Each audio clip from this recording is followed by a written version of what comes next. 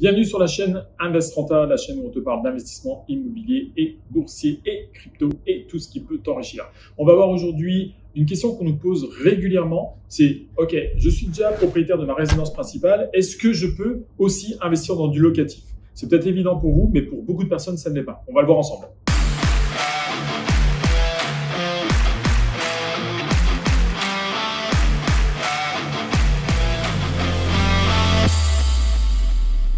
Question qui revient très souvent. Elle peut paraître basique, mais il y a tellement de gens qui me la posent au quotidien, quasiment j'ai cette question-là. Je suis propriétaire de ma résidence principale, est-ce que je peux quand même investir dans un investissement locatif? La réponse est oui. En fait, il n'y a aucune contre-indication.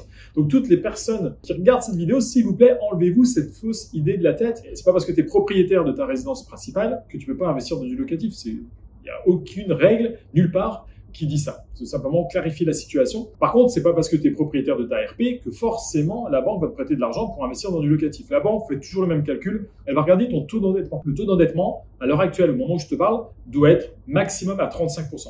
Si tu sais pas le calculer, ce taux d'endettement, ça tombe bien, je te fais une vidéo juste là, tu cliques et je t'explique comment calculer ton taux d'endettement. Et si tu es dans la situation où ton taux d'endettement est déjà trop élevé, ça tombe bien aussi, je te fais une vidéo que tu vas peut-être rater, tu cliques là et tu auras accès à cette vidéo. Donc, pour le cas de la résidence principale, il n'y a pas de souci. Mais tu n'es pas obligé d'être propriétaire de ta résidence principale. Il y a certaines banques, première des questions, est-ce que vous êtes propriétaire de votre résidence principale? Et ils vont te dire, non mais si vous n'êtes pas propriétaire de votre résidence principale, on ne peut pas vous financer un investissement locatif parce que nous, c'est la marche à suivre. Si tu es dans ce cas-là, change de banque. Ok, perds même pas ton temps à essayer d'argumenter que tu as un ami qui a pu acheter en étant locataire un investissement locatif.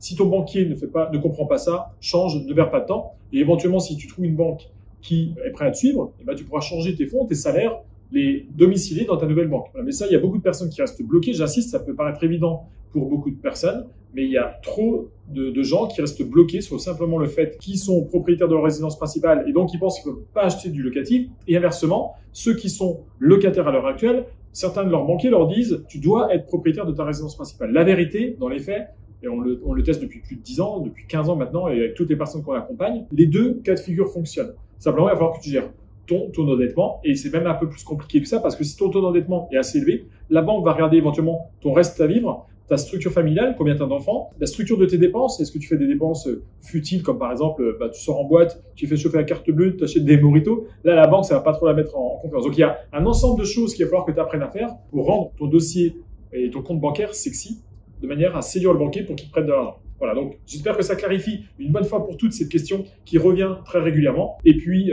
si tu as envie d'aller plus loin pour savoir comment investir et que tu te poses encore beaucoup de questions, je t'invite à un atelier en ligne où là, pour le coup, on donnera vraiment les 3 clés que tu dois maîtriser pour être sûr de gagner de l'argent dans l'immobilier. Ça peut paraître trop beau pour être vrai, mais pourtant, c'est la réalité. Et puis, on répondra également à toutes tes questions. Donc, si tu as envie d'avoir réponse à tes questions, eh bien, je te laisse t'inscrire. L'atelier en ligne, c'est offert, c'est juste en dessous. Et on se verra très bientôt dans le live. Je te dis à très bientôt. Ciao, ciao.